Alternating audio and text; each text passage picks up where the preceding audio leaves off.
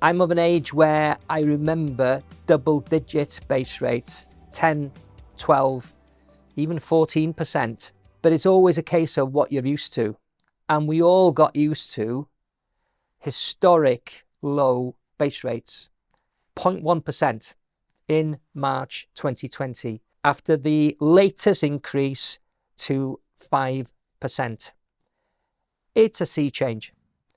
And frankly, there is lots of professional opinion out there that it hasn't stopped yet. And the kind of estimates that I'm reading about is anywhere between 6 and 6.5%. Now, if you listen to Andrew Bailey, Governor of Bank of England, he doesn't believe it will exceed 6.25.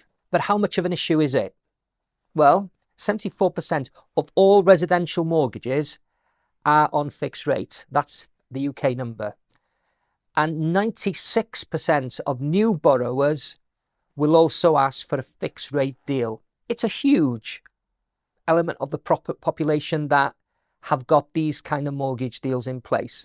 1.4 million, yes, 1.4 million of mortgagees have their fixed rate term coming to an end this year.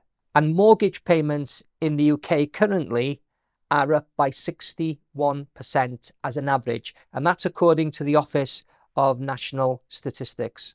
So what does this look like in practical terms? Well, if you compare a mortgage of £150,000 compared to where it was when it was at 2% base rate, increasing to 6% adds another £316 to your monthly repayment. If it went up to 6.5%, it adds another £359. It's not a sum of money that you can easily find somewhere and just carry on as we were. There's some serious consideration to be made there in how people can afford that. So the question always is it the right time to buy? I think the answer is there will always be reasons why people have to buy. My advice to people, and it has remained consistent over the last few years, is buy somewhere that you fall in love with.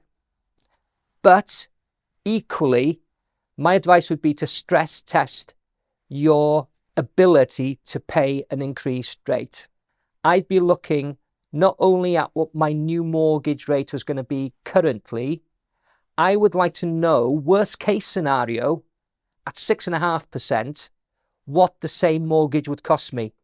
In order for me to have a worst case scenario number in my head that I know I would then have to find, my advice would be to speak to a mortgage broker, and we have one in-house. Her name is Caris Bailey, and she would be able, with no obligation, be able to give you finite numbers of where mortgage payments could be, depending on the interest rates that you want her to project on. It's far better for you to get in touch with your own mortgage provider early and have that conversation so that you're in the best possible position to cope if need be.